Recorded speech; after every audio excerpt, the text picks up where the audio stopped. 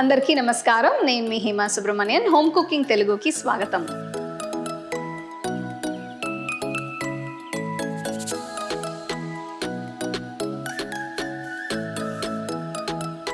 Ice creams, ఇది వింటేనే మన అందరికీ చాలా హ్యాపీగా ఉంటుంది. చిన్నవాళ్ళ దగ్గర నుంచి పెద్దోళ్ళ వరకు అందరూ ఇష్టపడే ఒక ఐస్ క్రీమ్ ఏంటంటే వెనిలా ఐస్ క్రీమ్.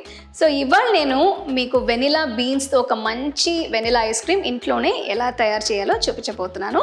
సో ఇది ఇప్పుడు ఎలా చేయాలో చూద్దాం. To watch this recipe in English, click on the link given in the description.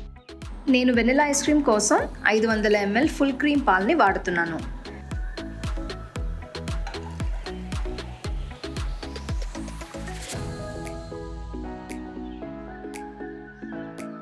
పాలు బాగా మరిగిన తర్వాత ఒక వెనిలా బీన్ని తీసుకుని మధ్యలోకి కట్ చేసుకోవాలి.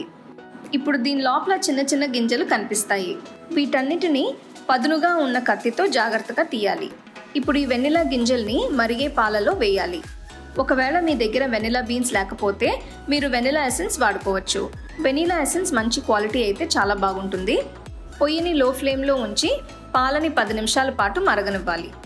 పాలని మధ్య మధ్యలో కలుపుతూ ఉండాలి, లేదంటే అడుగు అంటుకుంటుంది. అరగంట తర్వాత చూస్తే పాలు వెనిలా గింజల వల్ల రంగు మారి బాగా కనిపిస్తున్నాయి. ఇప్పుడు ఇందులో అరకప్పు పంచదార వేస్తున్నాను. పంచదారని మీ రుచికి తగ్గట్టుగా వేసుకోవచ్చు.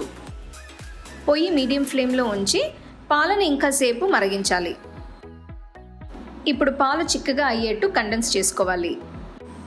మధ్య మధ్యలో గరిటెతో తిప్పుతూ ఉంటే పాలు పొంగకుండా ఉంటాయి.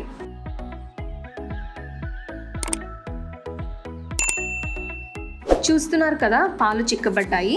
ఇది బాగా రిచ్గా క్రీమీగా కనిపిస్తుంది కాబట్టి ఇప్పుడు పొయ్యి కట్టేసి మిశ్రమాన్ని చల్లారనివ్వాలి.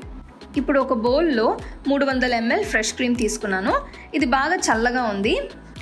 దీన్ని విప్ చేసుకునే ముందు క్రీమ్, బౌల్ రెండు చల్లగా ఉండేట్టు చూసుకోవాలి. 1 నిమిషం పాటు క్రీమ్ని విప్ చేసుకోవాలి.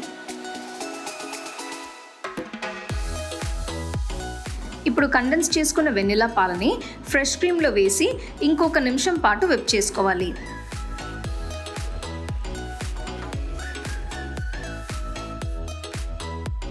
ఇప్పుడు ఇదంతా బాగా బ్లెండ్ అయింది కాబట్టి ఈ మిశ్రమాన్ని 1 గంట పాటు ఫ్రిడ్జ్లో పెట్టుకోవాలి. గంట తర్వాత ఇది కొద్దిగా గట్టిపడి సెట్ అయింది. ఇప్పుడు దీన్ని ఇంకొక 2 నిమిషాల పాటు విప్ చేసుకోవాలి.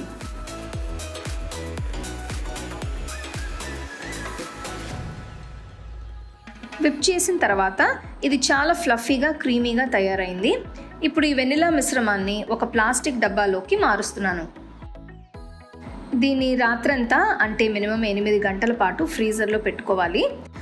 ఇలా చేయడం వల్ల వెనిలా ఐస్ క్రీమ్ పూర్తిగా సెట్ అవుతుంది. అంతే, చాలా టేస్టీగా ఉండే వెనిలా ఐస్ క్రీమ్ తయారైనట్టే.